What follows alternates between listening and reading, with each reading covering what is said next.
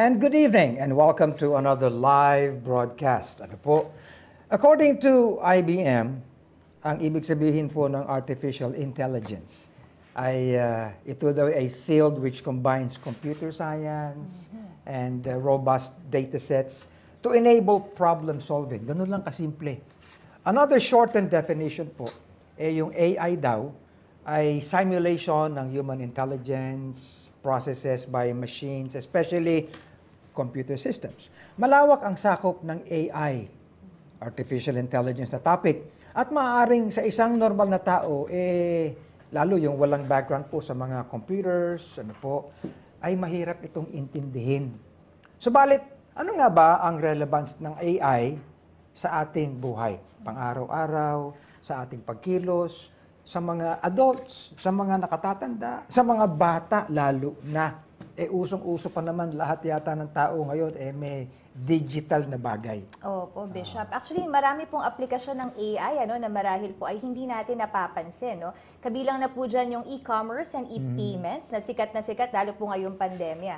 Andyan din po yung mga chatbots, digital assistants na ginagamit na rin po ng iba't ibang businesses, even yung facial detection and recognition, Bishop, yung paggamit ng mga maps, navigation, mga Waze, ganyan, na malaki rin po ang tulong sa travelers. And even po yung social media na napakarami pong gumagamit ay isa rin pong aplikasyon ng artificial intelligence. At naging malawig na malawig, Reza, ang subject ng AI nung nangyari ang pandemya. Yes. Oo. Kahit nga, nakikita natin, kahit sa mga ospital, yung naghahatid ng mga gamot, sa mga may cases ng COVID, mga robot-robot na yun. Hindi pwedeng walang AI yan. Okay? So, maganda pag-uusap po ito. At napakaganda, Reza, na meron tayong talagang authority on the subject. Ano po? At inibitahan po namin ang isang katangi-tangi na kilala ko ito sa ating What's Brewing. Siya ang pinaka-head ng Regulatory Development and Strategy ng Globe Telecoms. Ito ay si Engineer Manny Estrada. Okay, at of course, yung may mga kailangan po na malalaking database, Bishop, data privacy naman po ang hot topic sa mga ganyang bagay. Kaya nga po, paano natin mapapanatili ang ating privacy habang tayo ay online? Abangan nyo rin po ang usapang yan sa Espresso Self, kasama ang isang data protection and governance expert ng isang international bank na si Ms. Jehan Angeles. Yes. And so magaganda at interesting, relevant po ang ating mga topics na ihanda natin ngayong episode ito. Don't change that channel. Ako po si Reza Abante Yebra. At ako naman po, si Bishop Ruben Abante. Join us and let's have good talk over good coffee. Welcome to the Lighthouse Cafe.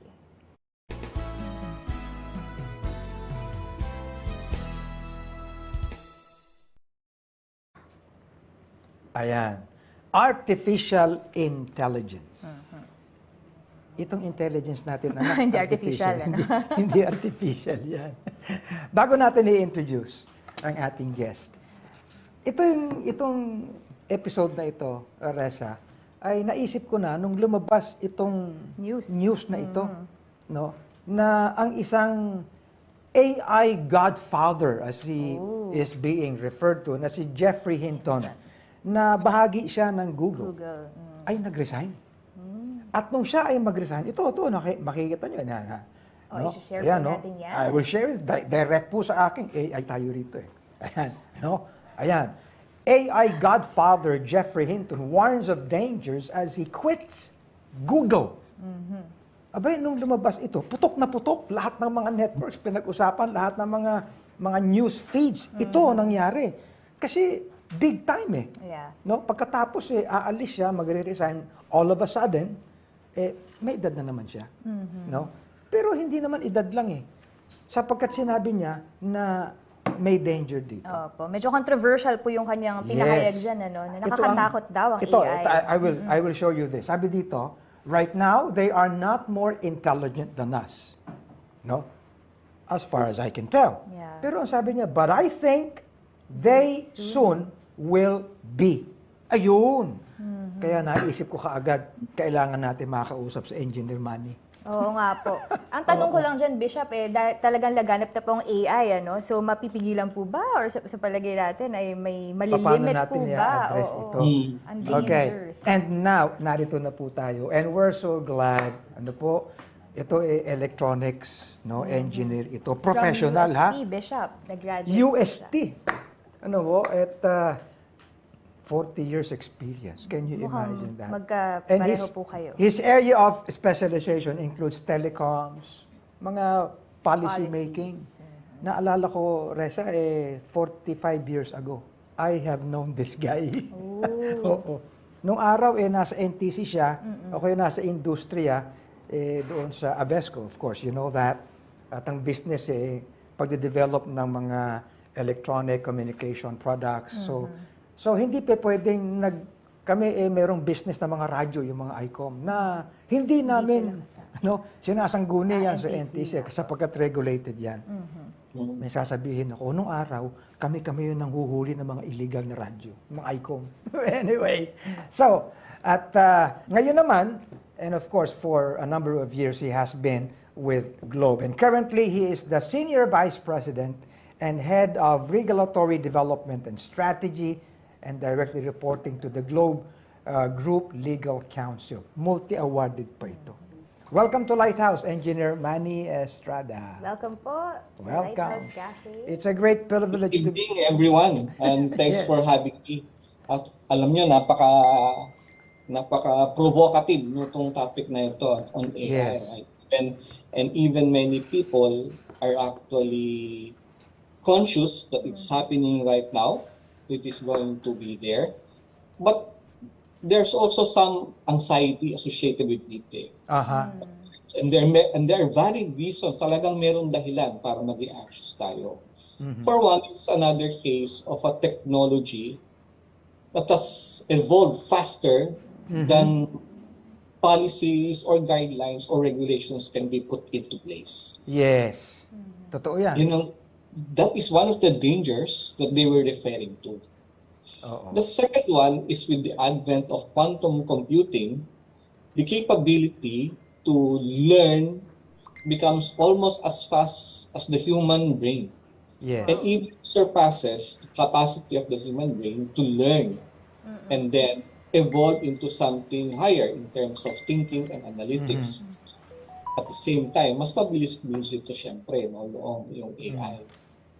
Earlier on sa discussion, nabanggit yung tungkol dun sa e-commerce. Well, e-commerce is not exactly AI, but AI powers e-commerce, yung mga online shopping Yes. nyo, yung Netflix nyo. Underneath that is an AI that is using rule-based capabilities in order to give you the selections that you want. Kaya mapapansin mo minsan pag nagbukas ka ng Netflix, i-display niya yung, ano ba yung mga usual na pinanonood ni Bishop? Ano ba yung usual na pinanonood ni Manny Estrada? Diba? And the reason for that is lalong-lalo na kapag ka nakatapos ka manood ng isang episode, nag-click ka ng like, and then magiging part yan ng ang data set niya. And now he's going to use that data set to understand ito pala yung preferences niya. Oo. Alam mo, I have had cases na nagko-comment ako sa mga may hawak na telepono. Magbubukas sila ng kanilang Facebook account. Biglang merong papasok na video. Oo, nagugulat pa sila, no? Parang, ito lang yung pinag-uusapan namin kanina. Sabi ko, kung ano-ano binibisita mo Oo nga. Oo, tapos may mga advertisement, kung ano ng mga produkto. Magtataka sila, kung ano-ano binibili mo online. Actually, even yung voice po, no? Nakaka-capture niya dun sa mic na na dun din nilalabas yung advertisement. Oo. Pati yung mga merong, di ba, Alexa, yan. Alexa, pagkatapos ganyan. Tapos, ang dami nag-uutos kay Alexa. Minsan, magluto, minsan ganyan. Pero alam mo, 24 hours nakikinig si Alexa. Yes. Oo. Walang natatago dyan. Pag nag-aaway kayo sa bahay, alam din kung ano pinag-uusapan nyo. So, all these, at ano ang effect nito sa marami nating mga kababayan? Okay? Maganda kung sa maganda. Siguro, Engineer Manny, kung sasabihin natin kagandahan, doon muna tayo. Anong benefits? Benefits sa ating... Una, yung benefits ng AI, increase efficiency. Kasi yung AI systems can automate tasks na repetitive. Yes. Meron kaming ginagamit to start generating reports coming from the network. robotic process automation ang tawag namin. So dati yan, meron kami mga 2 engineers. Well, ibang ginawa yan, kung tignan lang yung statistics namin, gumawa ng report. Sayang yung oras, and then sayang din yung intelligence niya, yung knowledge niya, at experience niya. What has happened is that we introduced robotic process automation. Therefore, yung mga repetitive na mga reporting tasks, Yes. kayang gawin yon in about like 15 minutes pag nakuha lahat yung Tapos na data. yan, oh. So, yung 2 engineers will take them half a day to do that. So, efficient, hindi ba? Yes. Sumunod, improve accuracy. Kasi pag na-set mo na yung rules, yung algorithm, bihira na mag-mintis yan eh. Para ka nang gumagamit ng calculator palagi. Yung Correct. tao, pag napagod na yan, minsan mamalikmata na yung mga numbers na nakikita yan, naduduling-duling na. May tendency ka na magkaroon ng errors. At the same time, because of the use of massive amounts of data, yung big data Yes. na tawag, yung decision making is becoming more and more data-based. So hindi na Correct. intuitive. Meron ka ng basis for that. In fact, in many of the policies that we're seeing right now, many of the policies were designed and developed without much data behind it. Kaya minsan pag actually implement on the ground, ang dami Yung field nyo, Resa, research kayo. Research, opo. Oo. Meron kayong mga ginagawang research, tapos yung data ninyo, yung mga datos ninyo, madaling i-process. Naalala ko, Engineer Manny, syempre, tayo mga nasa corporate, palagi tayo, at the start of the year, meron tayong mga strat plan. Yan. Yes. Maglalagay tayo ng mga ganyan. Tapos, i-matrix natin. Kung nung araw, mano-mano lahat tayo eh. Di ba? Yes. Oo. Takes weeks, ano? Oo, and months imamano na yan, minutes na lang. ngayon, siya. uutusan mo na lang yun, i-matrix mo na, ando na kaagad yung matrix and you can do analysis. Very fast. Oo. Correct. Kahit sa government natin, sa mga iba't ibang ahensya, di ba? Yes.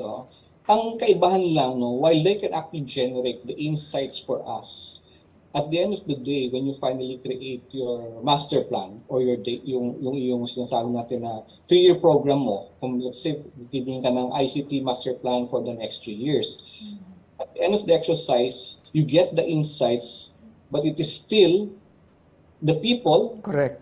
mga may experience, who actually blend it with insights from actual customer experience, yung mga interaction with customers, para maintindihan yung needs and wants. Kasi that's what AI is not able to do, Yes. understand yung human yung human needs and wants and aspirations. Ibig sabihin, Stage. this technology, in fact, can help humans make better decisions. Yes. Ipe-present lahat ng mga options, ganyan. So, ikaw na magsasabi ko anong direksyon. Oo. Pero mukhang umaagaw na sa ganun, ano Bumibilis na kasi in development, and that's where the anxiety or the fear is coming from. Oo. Alam mo, naalala ko nung araw sa Japan, so we have seen the technology rise sa Japan. Marami ang naapektuhan emotionally. And yung era namin, anak ni Engineer Manny, development yun eh. Ng No? Japan. Pati yung mga manufacturers sa Japan, nagsimula na sila mga ma-equip, na-insecure yung mga manggagawa. Oh. Alam mo, Nire-replace sila ng mga machines. O nireplace sila ng mga machines. Ano nangyari? Naging malaking challenge sa kanila yun. Kasi yung mga iba, hindi lang na-anxiety, nagpapakamatay pa. Oo. Totoo yun. What now? Yeah. Hindi ba? Especially dahil ang bilis po Lalo ng na ano, sa no? may mga ibang motibo sa buhay. Pero bago tayo doon, nasa benefits muna tayo, Engineer Manny. Go ahead, please. Yung isang yung isang importante na kailangan natin maintindihan is that just like any technology, just like any solution, it can go both ways. Magbe-benefit if you use it properly, kung nagkaroon ka ng anchor na medyo na mabigat-bigat. Kung human-centric yung anchoring mo in this technology, then it works for the benefit of mankind. But if you have criminal intentions, Yun. malaki din ang ang implication nito sa atin, no? But let us address one important thing first. Ang isa sa mga na kinakatakutan ng mga tao is madi-displace ako from my work. Workers, There are several examples which actually say otherwise. First, yung mga mundane work na reporting and the rest, yung mga generation ng mga reports na ganyan. what we found out is when you start automating, the engineers now have more time to do real engineering stuff. Makakatulong na sila sa design when previously they were just generating reports. I recall I had one mentee noon. He was about to resign from Globe, and the reason why he wanted to resign was because, sure, 2 taon na ako wala ako ibang ginagawa dito kundi gumawa na mag-generate ng mga analytical reports and then gagamitin nila yung analysis from something else. And I'm starting to get bored. But do you know that I am actually a computer engineer? Sabi ko, ganun ba? Because we're automating all of those processes, but now I want you to be able to vet. Ikaw ang mismo magre-review ng algorithm ng pag-automate natin to make sure that this particular training information ng algorithm is correct and to what we deliver, what we actually need. So nag-evolve. Sa Japan, nung nagsimula sila na i-automate yung mga factory ng mga kotse, I mean, if you have been to the plants, puro robot yun eh. What happened was yung mga dating taga-welding, taga-fitting ng mga interiors ng kotse, they were retooled and then they were now maintaining the robots to make sure that the robots are working properly. So ang importante is that we realize that there are still a lot of things that the robots or AI is not able to do. In one of the very recent discussions that we had, pinakita sa amin yung remote surgery sa ACL, yung sa tuhod, na wherein it was a robot that was doing the actual surgery. But at the end of that, in another state in the US, it was actually an orthopedic surgeon who was guiding the robot and telling the robot, this is what you need to do.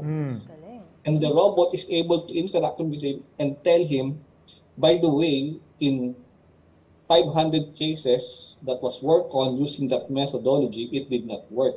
Would you like to try another approach? So nagiging interactive na ngayon. No? Yun ang nangyayari. Yung kanina nabanggit mo, noong pandemic, ang laki ng role ng robots sa UST, nag-create sila ng Lisa robot. Yung Lisa robot was doing exactly what you said. No, it was going to the different wards, checking on the patient, checking on the vital signs, dispensing medicine. So may gamit. So sabi nila, kung napunta yung mga nurse, that's the beauty because then you were able to contain the number of nurses that could have been infected. Yes. At the time. Diba? So there was no replacement. And in fact, ang nakita rin namin noon, ang daming naming nawala na engineers. Not because they were pirated from the company or from the Philippines, but because their wives happened to be medical frontliners, mga nurses. MedTech and the rest. So sabi namin, saan pupunta itong mga to? Canada, US, Australia. Tama. Sabi namin, highly automated itong mga to. Why do you still need the nurses? Because only the nurses can actually provide empathy. The machine cannot do that. If you look into YouTube, there is a robot called Sophia. Yes. It's a social robot. Unfortunately, the social robot cannot still provide the level of human empathy that a Filipino nurse can.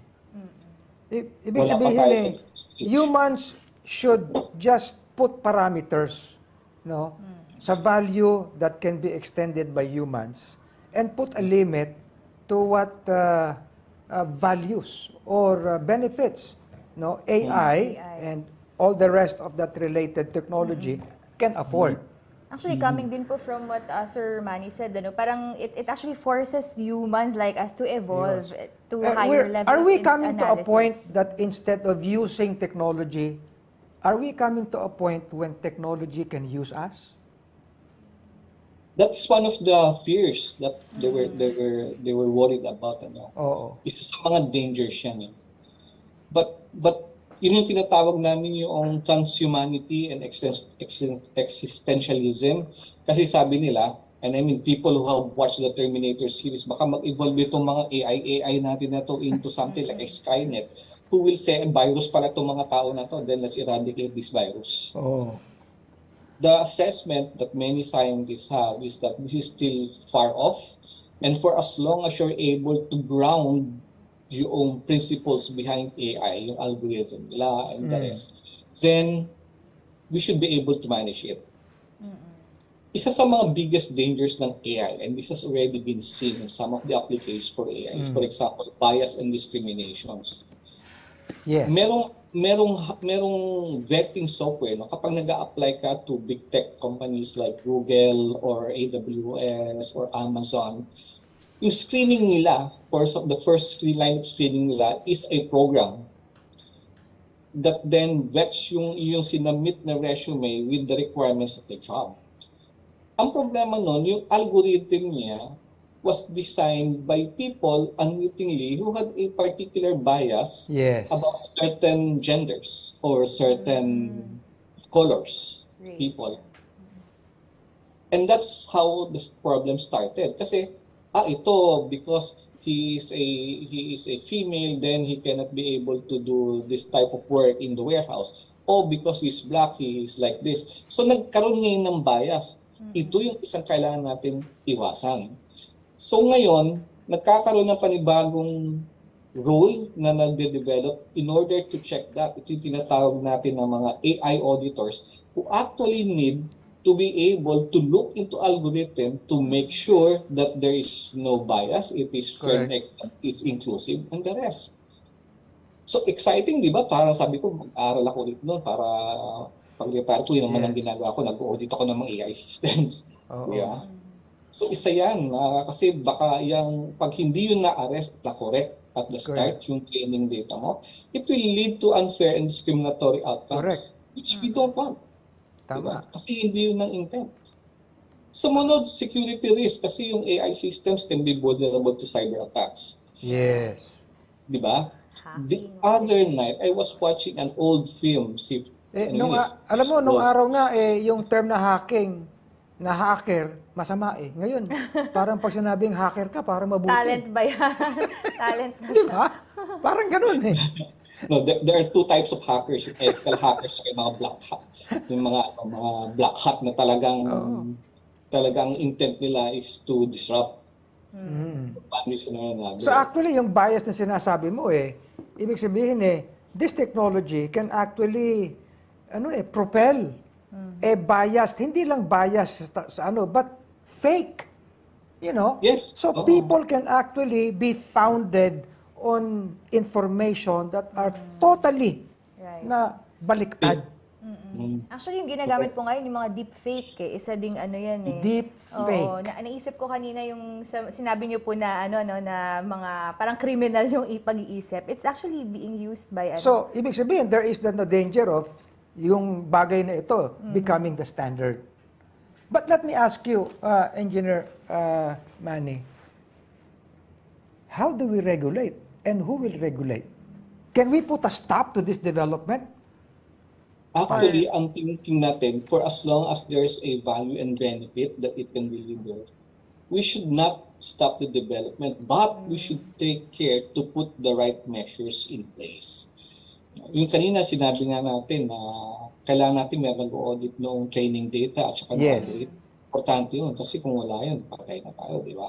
So, kailangan natin itong i-ground really into something that serves the human, not the technology, not the human serving the technology. Number one, ito pinaka-importante, sinasabi ko ito palagi, importante na well-grounded yung values natin. Correct.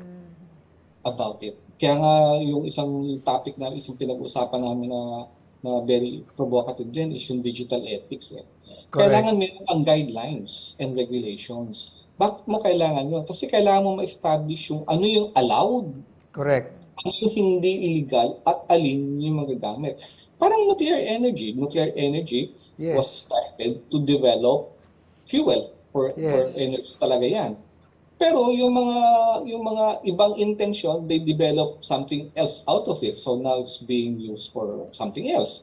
Diba? May gamit ang nuclear energy for yung sa cancer treatment, yung radiation. Parang ganito, Engineer Manny. Where I am right now, of course, I'm in the ministry. Ibang-iba, no? Pero may mga usapin sa amin, syempre, like gagawa tayo ng batas. So, ang concern dapat legal. Yes. Okay. but is it moral? Moral, yeah. Oh, hindi ba? That's Ganun. why the values are important. Yes. Diba? Oo. Marami kasi ngayon na nakakalimutan nila yon. That something has to be inclusive, something has to be acceptable morally. Yes. Not just because it is a development means it is okay.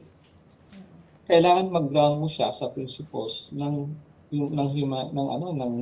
humane conditions and proper values. Kasi minsan yung value ng isang tao iba sa values ng iba eh. Di ba? Exactly. Kailangan natin tignan yon.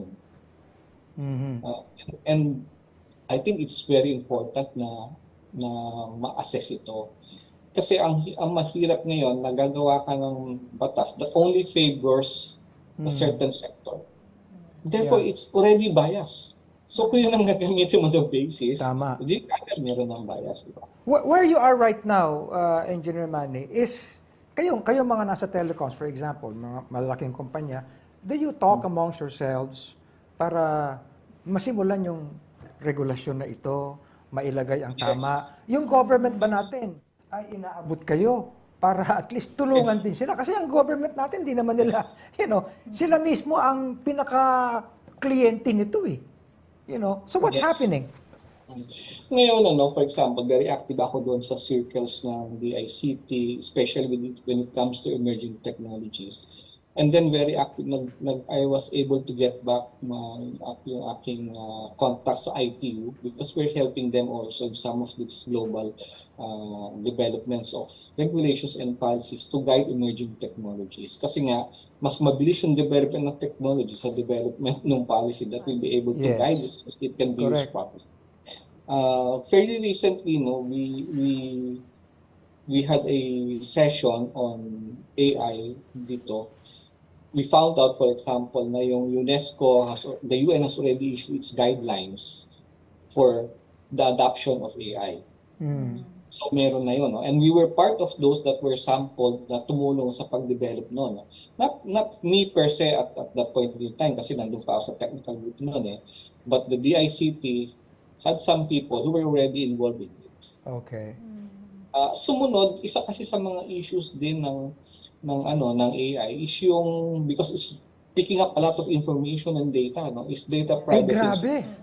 Oo. Diba?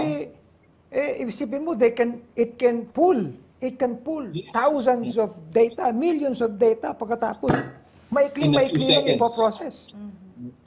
A few seconds. Yun. And then, yung isa pang kailangan na tingnan natin, in fact, sa European Union, they recently passed yung kanilang AI regulations nila. I haven't been able to read it yet kasi they just released it last week. Meron din pinag-uusapan about how you will do the robust testing at saka validation ng mga algorithms mo. Kasi yun yung importante para ma-identify mo kung may bias, may vulnerabilities, may potential misuse, na avenue for misuse, yun mga kailangan natin tingnan. Yung bias detection and mitigation has to be in place. Tapos, alam mo yung isa pang importante, and this I think we should really do, yung awareness ng mga tao. Yes, yun ang actually yung susunod kong tanong Napaka-importante ng public awareness and education. Kasi lalo na ngayon yung mga bata nasa social media practically 8 hours a day. Yung classes nila are being held online. Kailangan alam nila how to protect themselves. Correct. Online. Oo. Kasi pag na-miss mo yun, then everybody becomes a potential target for misguided, sabihin natin, misguided entities who wanted to use the technology or even the internet for their own personal gain. I'd like to ask you, halimbawa, marami nanonood sa atin ngayon na siyempre might not really understand this whole thing. But what should they have so that they can determine the dangers? Number one, ang importante is yung mga tinitingnan ng mga sites, always be sure na these are legitimate. Malalaman mo naman yun if you get, for example, an email with a link on it. supposedly from your bank. Ang pinaka-importante na is you move your cursor yung mouse mo over the link before you click it. Makikita mo kasi kung ano talaga yung behind it. No? So people will say, ito BPI pala to. Pag tinignan mo yung link, it's not even BPI. It's being redirected. When you click the link, you will be redirected to something else. Number one. Second, if you dare people, yung kakilala mo, yung mga nasa social media friends mo, for example, who suddenly send you a message saying, alam mo, na-aksidente ko, I need money, ito yung Gcash account ko. You know what you should do? The first thing that you should do is total kakilala mo naman ito. Tawagan mo siya personally. Verify. Yun. If it's the message went on Facebook Messenger, if FaceTime mo siya, so makikita mo na siya talaga. Sabihin, learn how to validate. Yes, learn how to validate. Yung sinasabi namin kasi na when online, when in the internet, you have to be very careful not to be so trusting. Yes. Be careful not to be so trusting. Oo. Maging gullible. Yeah. Sure. You cannot be gullible. Yung mga makikita namin, for example, yung phishing attempt, no? Yes. Alam mo ba, sabi nila, hindi ko naman share yung OTP ko but I need to let you know that once you get an OTP na pinadala sa iyo via SMS ng bank mo, o ng yung e-wallet, o ng Lazada, or whatever it is, no? After you use it, delete it from your phone. Yes. Okay?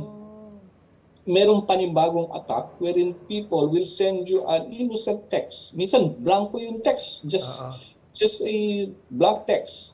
Pero behind it is actually a malware that goes into your phone, picks up all of your address book, all of your SMSs. Kung hindi mo binura yung OTP mo, nakuha na nila. And magugulat. Actually, Engineer Manny, let me say this now. Yung mga mahilig mag-picture, ipipicture yung ID nila, pipicture yung lisensya nila, pipicture yung passport nila. Kahit hindi i-post. Pwede rin Nandoon lang sa kanyang yung mga pictures, no? Pero tawag ng tawag kung kanino, ganyan. Makukuha yun eh. You delete it. In fact, I'd like to also say, na-appreciate ko kayo sa Globe. You know why? Kasi pag may tawag ako, magmamarka doon sa aking magdi-display, suspected spam. Suspected scam, di ba? Sila na mismo naglalagay sa spam. Tumutulong kayo, ibig sabihin. Yes, please continue, Engineer Manny. And you know where it's coming from? Kasi nire-report yan sa amin Yung mga tao mismo nire-report sa amin, na-receive namin to from this number, and then you create a database. And then yung aming defense systems, yung information security defense systems namin, meron siyang AI that checks this message. Saan ba ito nang galing? Nasa blacklist ba? Nasa whitelist? Pag nasa blacklist yan, sabihin suspected scam or spam message. So may mga gamit talaga ng mga ganda Alam mo, meron pang isang importante sa public awareness. And that is to make sure that you're aware that what you're using right now has an AI behind it. Naalala mo yung kaso yung kotse na dumaan sa release ng tren. Tama. Oo. Tapos yung sinabi na sinundan naman yung navigation app, which is Waze. Yes. Sabi ko sa loob ko, ito, sira ulo to mga to. Kasi, sinundan mo yung Waze, pero nakita mo release ng tren, ba't ka pa dumaan mo sa release ng tren? Hindi po ba? So, you have to be aware that even, again, goes back to do not be so trusting. Oo. One last question I have. Yung public awareness po, no? Curious po ako, Sir Manny, paano niyo po siya dinidisseminate sa public? Especially sa Globe po, Is it in your Facebook page or meron po kayo? Simple lang, through Lighthouse Cafe. Maybe sa Lighthouse Cafe yan. Ba't talaga mababasa, Kasi kulang din sa awareness. One for the schools, meron kaming digital thumbprint program. Okay. Which is a program from our sustainability group. And they go to the public schools to teach the children how to be aware and how to behave properly when using the internet. Isa yun. So, meron kaming Facebook page at may YouTube page. May YouTube rin kami, channel din kami, where we speak about it. Okay. And kami naman, madali naman kami na if we are asked, and we know it's important, like tulad ng mga awareness programs, yung digital awareness na yan, and how to detect mga deepfakes na yan, we're more than willing to really share yung experience namin, and the rest. Ayan. Well, So, great. research talaga, no? Yun lang. Engineer Manny, ang ganda ng kwentuhan natin, pero alam mo, well, but Part 2 tayo. thank you so much. In fact, we need to come together and get back to the many years nang we need to go back to, no? And but thank you so much, and thank you for being accommodating my invitation, and thank you. And we need more of information coming from you, direct. Thank you so much, Engineer Manny, and the Lord bless you. Thank you so much also for inviting me. It's really my pleasure to share this with you. Okay. Sa uulitin, magkakape Sige, tayo. part 2 tayo. Okay. Tsaka Thank you so much. makapunta na ako dyan, hindi lang talaga pwede ngayon. Okay. Sige. So, anyway, we thank Engineer Manny Estrada so much for being with us. At wag po kayong aalis. Magbabalik po ang Lighthouse Cafe.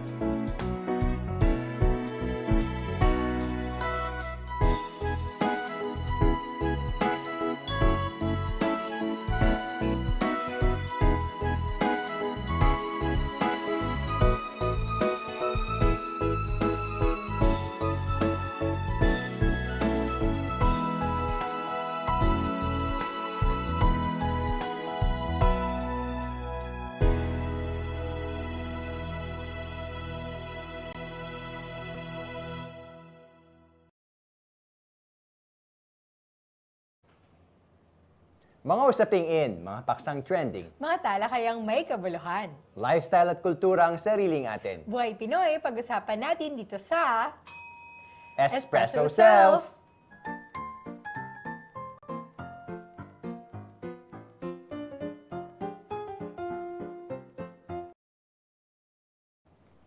Alam mo, Erica, lately ay nakakaring tayo ng mga balita ng phishing scams, no? Yan yung mga natatanggap natin na text or email na nanghihingi ng mga personal information, ng mga passwords, no? At saka mga kung ano pa mga related sa ating mga financial accounts na ginagamit naman ng mga criminals para mag-commit ng fraud.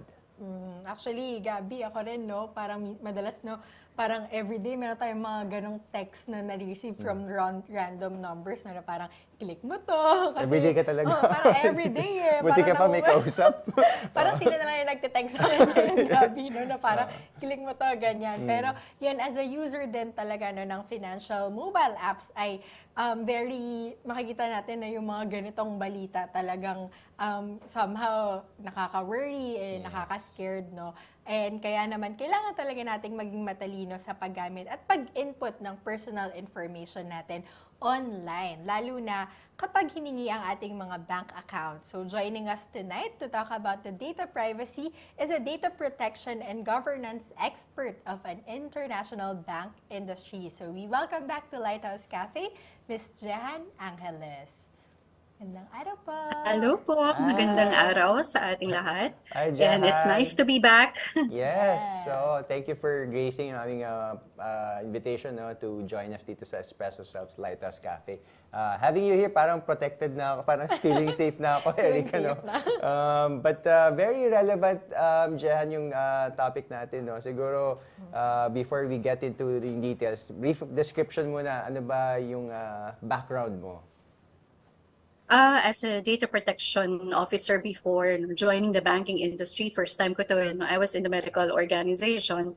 And at the same time, data protection officer, ang ginagawa ko noon is I facilitate a privacy impact assessment on, halimbawa, a membership system, any system or tool that processes personal data. Kailangan gawan ko yun ng privacy impact assessment para malaman ko yung risks of pag nagkaroon ba ng data breach, anong risk nito? Is it low, medium, critical, or high risk? No? And then I also draft or create privacy manual. Andun lahat yung policies on how to dispose personal data, whether hard copies or digital copies. And then, but currently, with the banking industry, actually, it's kind of a bit different.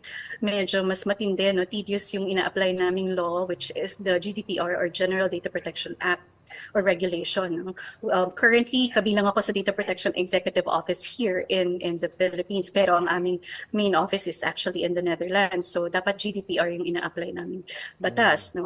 In the retail banking, monitor namin ng compliance ng lahat ng business entities kasi we have branches in more than 40 countries. So, right now, biyaya ng Panginoon, ginawa akong lead sa isang global retention and deletion program, one stream, wherein we provide support and best practices for the entities so that we can be compliant come mid-2024. Otherwise, malaki po ang significant fines kapag hindi kami na maging compliant. It's like 4% of the global turnover or 20 million euros. Whichever is higher, yun ang babayaran ng bangkong ito. So, meron din naman sa Pilipinas, sa atin, hindi nga lang fines. Actually, mas nakakatakot kasi we have imprisonment as well, bilang penalty. 500,000 to 4 million pesos or at least 6 months imprisonment to 2 or 3 years. Yan.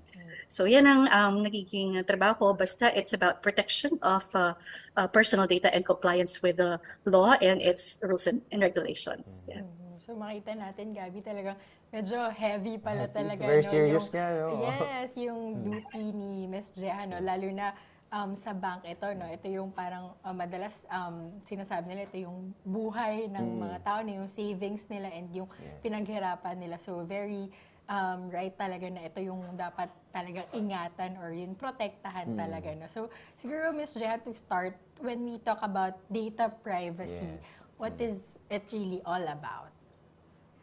Well, data privacy is, in a gist, it's the a state a policy, to protect the fundamental human right of privacy of communication, while still ensuring free flow of information to promote innovation and growth. Ang layunin nito talaga ay protektahan ng ating personal data. Ano ba yung personal data? So meron tayong mga direct or indirect identifiers to link to an individual. So meron tayong mga halimbawa yung iyong unique yung iyong email, unique yung iyong contact number, unique ang iyong pangalan, unique ang iyong PRC license, mga license numbers mo. So, pag pinagsama-sama natin itong mga data na to, it will direct to a unique individual or data subject.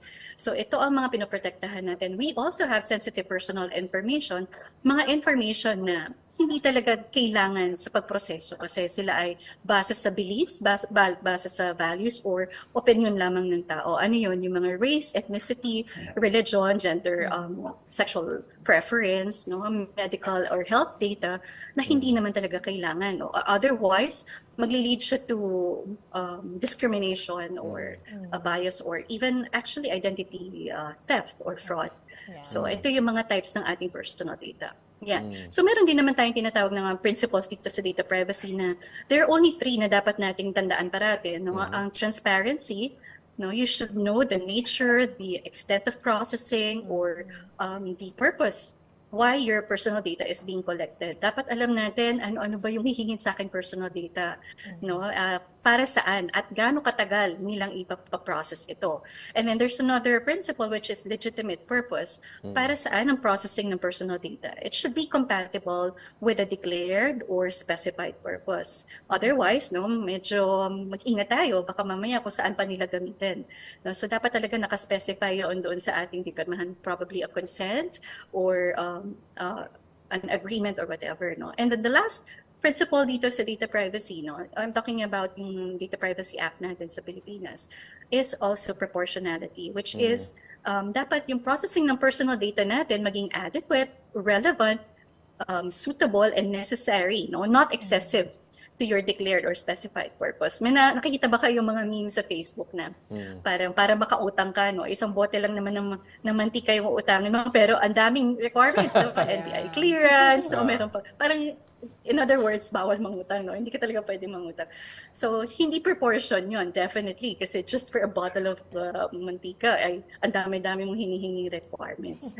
So, yan ang gist ng data privacy. It's really to protect, no, and adhere to the laws and the implementing rules and regulations of the law. Very comprehensive, no? And glad na na-cover ni Miss Jahan in a simple manner, no? Ibaba pa natin ng further, Miss Jahan, no? Talking naman about yung mga kapwa natin, mga Pinoy, no? Paano ba ano ba mga means kung paano sila pwede mag-share ng mga data, ng information? Pwede ba yan sa mga apps lang? Pwede ba yan pag sila yung nag-a-apply, kung saan-saan? Or any other, basically parang everywhere ba may potential na mag-share ng information ng isang individual? Alright, no? Kasi ang ating data ngayon is the new oil. We are now in a very digital age na. So wala na talaga magagawa. Our information are just, of course, available there in practically everywhere online. No? Kasi nga, gumagamit tayo ng apps. No? I'm sure every one of us here uses Grab, di ba? So may mga apps tayo na ganito, and then the banking apps, and then we have yung mga social media natin. No? So there are many that you have to actually put in your personal information, which is okay kasi kailangan natin ng unique, no, identifier na sabi nga kanina ni Sir Manny, napakinggan ko yun, dapat legit, no? Dapat talaga ma-validate na ikaw talagang may-ari nito. So that's okay. However, no, we have to really be careful. So dito na pumapasok yung paano natin i-prevent from being scammed, being phished, no? So yung pag-change ng passwords natin on a regular basis, no? And then also make sure tayo lang may hawak ng ating mga phone numbers. No? Sabi niya nga kanina, once you're done with the OTP, erase it, delete it, no? So tama yun. So even the banks right now are requiring you, no, hindi ka na makakapag sign in pag hindi ka nag-change ng password mo on a monthly basis or regular basis. So may mga ganun tayo na mga ginagawang safety and security policies na or precautions na ng ating mga organizations, no? Especially when it comes to collecting personal data. Pero naman yan, huwag tayong masyadong matakot kasi itong mga organizations na to, they have their own policies regarding the retention or deletion of our data. Kapag tapos na ang processing ng personal data naman natin, they will delete it. So halimbawa, nag-deactivate tayo or we totally deleted their account, they should also delete that from their cloud, from their storage, no, wherever. So yun naman ang maganda ngayon sa batas natin kasi otherwise sila naman na mapafine for not complying with the law. Yun nga po, no, very interesting, Miss Jen. Kasi madalas ngayon, talagang digital na lahat. So, mag-sign up ka sa isang app, whether it be for financial or even yung mga social apps. Minsan talagang ang unang hinihingi sa'yo talaga is yung proof of identity mo. No? So, minsan parang disoriented din yung mga tao kung parang, oh, should I sign up for it or not? Or parang ano po ba yung mga, siguro masasabi natin, ng mga red flags na kailangan nilang makita or iwasan para sabihin na, nako, dapat hindi ka dyan mag-sign up or hindi ka magbigay ng iyong personal information. Nabanggit din ni Sir Manny kanina, no? Ang dami niya actually na-mention also that are relevant for today's topic, no? Kapag nag-check ka ng mga messages, you always have to check whether coming from a secure email or SMS message itong mga link na to, no? So be careful of embedded links, no? So think before you click, yan, no? And then do not open a website na merong hindi HTTPS or the URL is not secure, wala siya yung closed padlock icon. No? So be careful because that's not secure as well. So ito yung mga pwede nating tandaan no? While when we are going to a website or checking whether something is malicious or suspicious.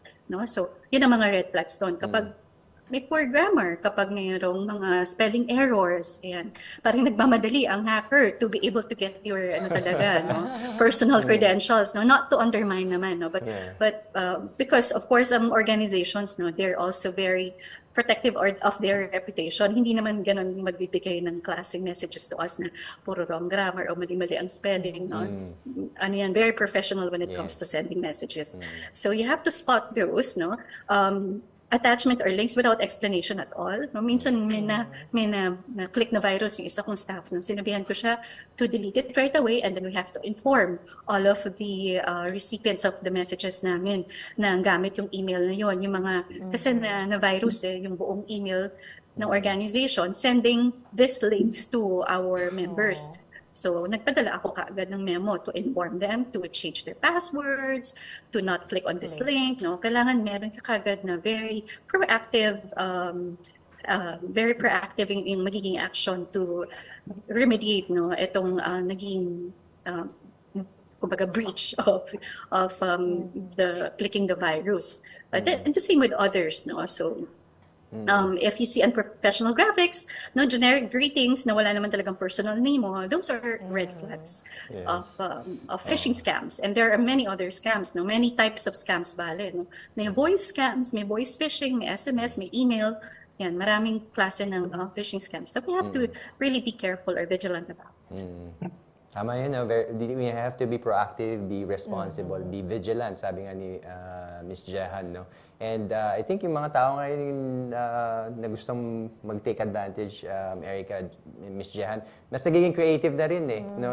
You talked about even yung layout ng kanilang mga ginagawa. Minsan parang isang letter lang daw, Gabi, yung pinagkaiba, di ba? From the original. Yes, very talagang malilin lang ka eh. Tapos ngayon yung with the advent of AI din, talagang medyo pahirap ng pahirap. Pero good yung mga nasabi mo, mga tips, Miss Jan.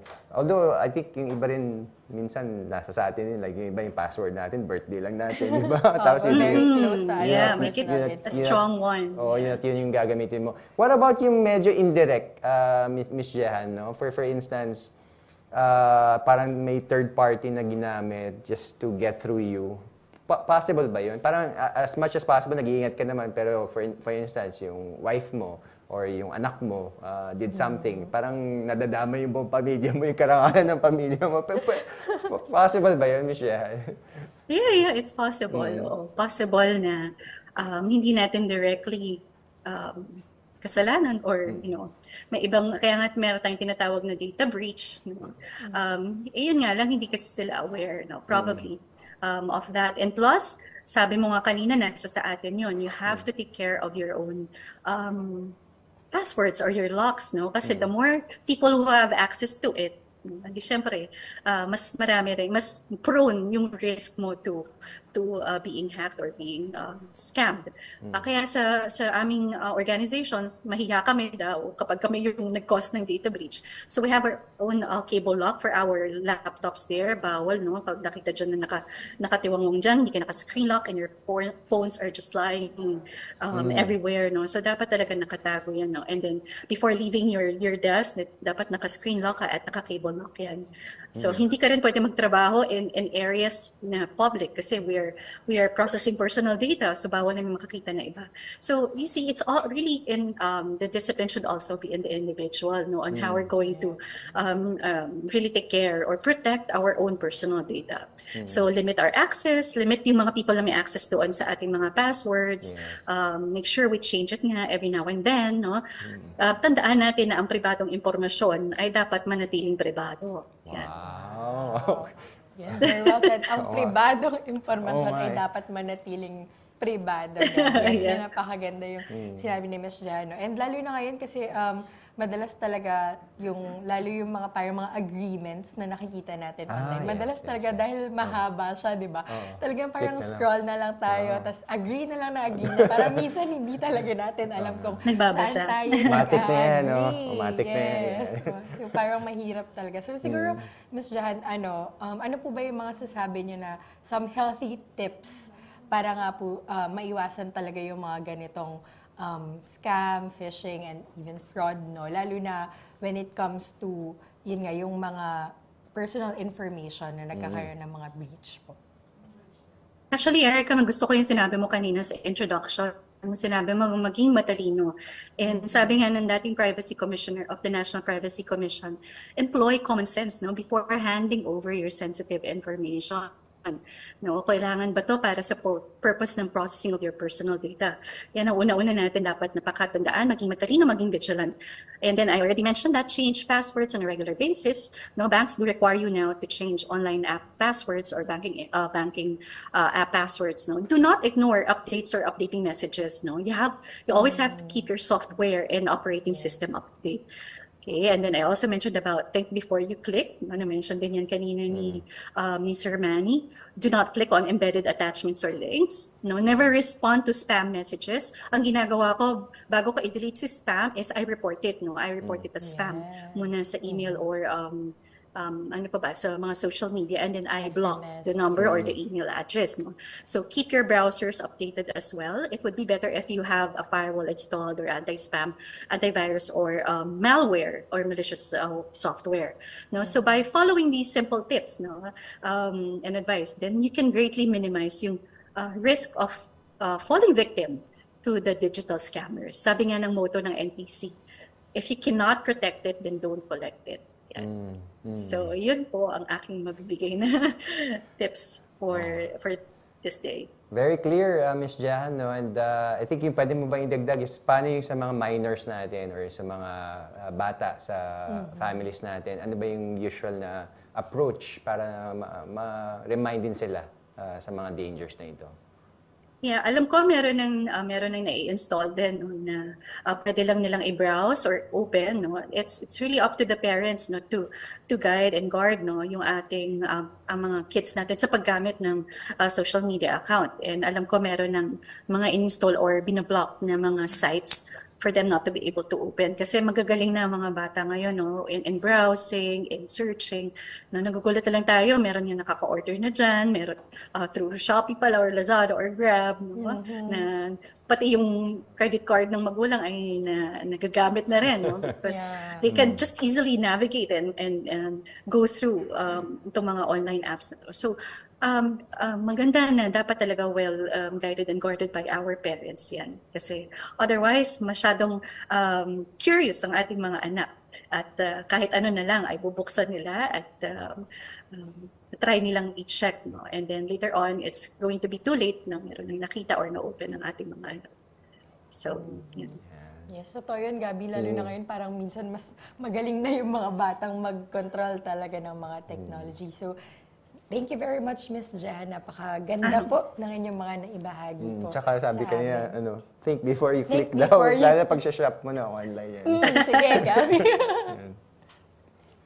Yeah, thank you, Jahan. Thank And we you. hope to have you back, no? Yes. At napaka-insightful at informative. And para naman po sa mga clear and safe na guidelines, even those that protect us and changes lives, no? Pakinggan po natin si Bishop Ruben sa Hebrews after a few reminders.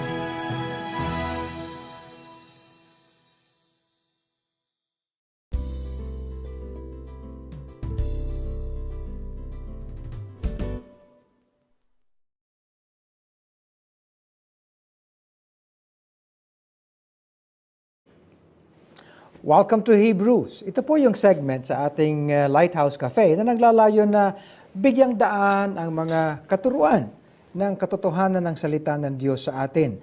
At lalo sa mga pinag-uusapan natin sa episode na ito, yung AI, yung mga pag-breach ng mga data ng mga private, no? Sa mga private lives ng mga mamamayan. Pinag-iingatan po natin yan. Pero anong gabay po natin? Well, sa atin pong lipunan, meron tayong mga batas. Ano po? Pero, yun lang ba po yun? We're talking about gadgets. We're talking about devices. We're talking about inventions. Binanggit po ito sa Bible eh. In fact, in Ecclesiastes chapter 7 and verse 29, look at what this says. Lo, this only have I found, that God hath made man upright, but they have sought out many inventions. Wow! Yung palang invention nasa Bible, ano po? Ano mga development po yan?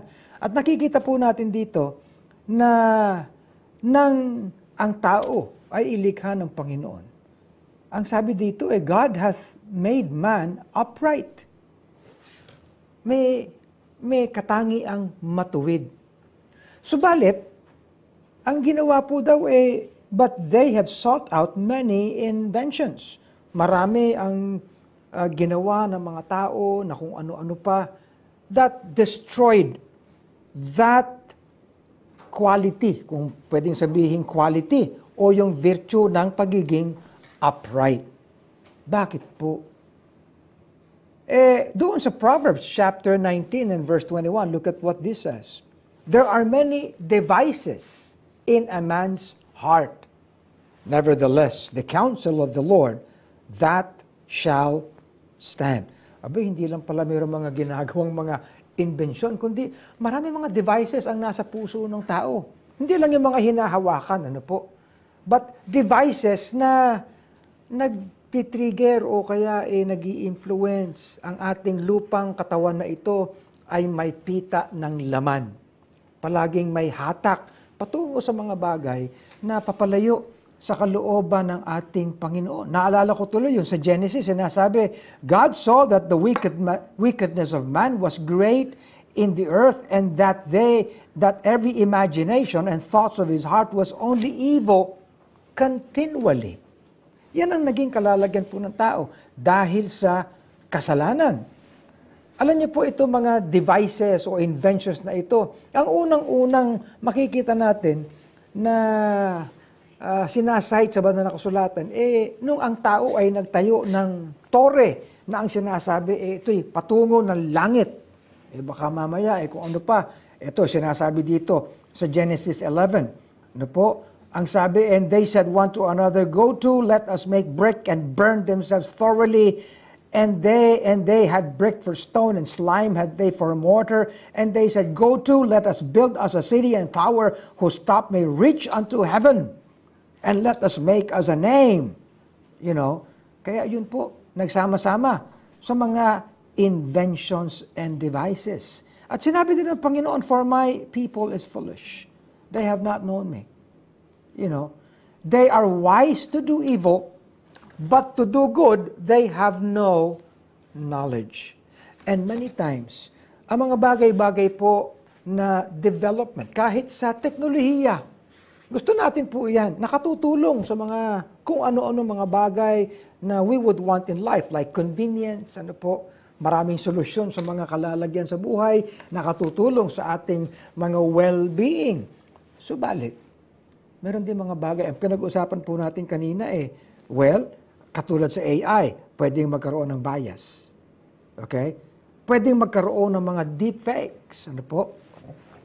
And for one, paano natin makukontrol po ito? Gusto ko yung sinabi ni Engineer Manny, kinakailangan yung ating values ay kinakailangan matibay ang pundasyon natin sa values. Hindi po natin inaalis na gusto ng mga tao ng mga bagay, ng mga bago and everything. Subalit, wag pong mawawala sa atin ang karunungan patungkol sa dapat na kaaya-aya sa ating Panginoon. Okay? And I refer doon sa James. look at what James says in chapter 3 and verses 13, 15, 17 to 18. Ang sabi po rito, who is a wise man and endued with knowledge among you? Sino ang marunong? Let him show out of a good conversation his works with meekness of wisdom. Ang tamang karunungan. Okay? This wisdom descendeth not from above, but is earthly, sensual, devilish. You know, meron talagang wisdom. Nilatawan pa lang po natin yung verse 14. Pero, yan po ang tinutukoy o dinidescribe. And this is how the wisdom of this world is described by the Word of God. Pero ang kailangan po natin ay yung karunungan galing sa kataas-taasan. Galing sa ating Panginoon. Galing kay Jesus Christ. But the wisdom that is from above. Alam niyo po tinanong ko kanina ang ating mga guest, kung ano dapat ang mayroon tayo para malaman natin ang mga bagay na iwasan natin. Paano natin malalaman ang mga red flags, ang mga dangers? Ito maganda ang sagot ni James. The wisdom that is from above is first pure, peaceable, gentle, easy to be entreated, full of mercy and good fruits, without partiality and without hypocrisy. And the fruit of righteousness is sown in peace of them that make peace. Kaya po alam nyo, sa lahat ng bagay, ang pamantayan po natin ay ang karunungan galing sa ating Panginoon. And of course, that comes from Jesus Christ. That comes from His truth. And He is truth. And we should know the word of truth that comes from Him. Ang lahat ng kanyang katuruan. Okay? Maganda po yung legal. Maganda yung development.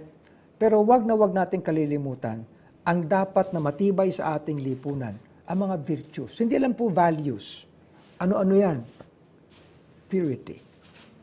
Ang pagiging peaceable, gentle, easy to be entreated, full of mercy and good fruits, without partiality, without bias, without hypocrisy. Yung itinatago, akala natin maayos, yung pala nako. Abay, guguluhin pala ang ating privacy. You know, at ito ang maganda. May bunga po itong katuwiran. At ito ay binibigyan ng pagtanim, no, sa pamamagitan ng kapayapaan. Well, sana po ay naging maganda ang ating topic sa ating Lighthouse Cafe. Ano po? And manood kayo palagi. This will in turn ay makabubuti po sa ating lahat, lalo na sa dapat na virtues na meron tayo mula sa ating Panginoon. God bless you.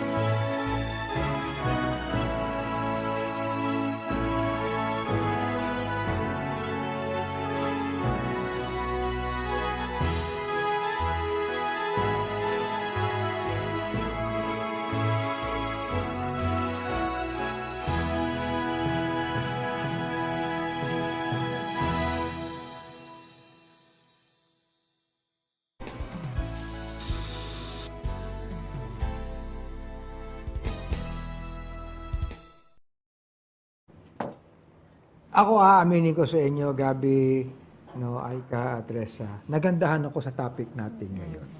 Hindi lang para sa akin dahil syempre medyo malapit sa puso ko yung topic. No?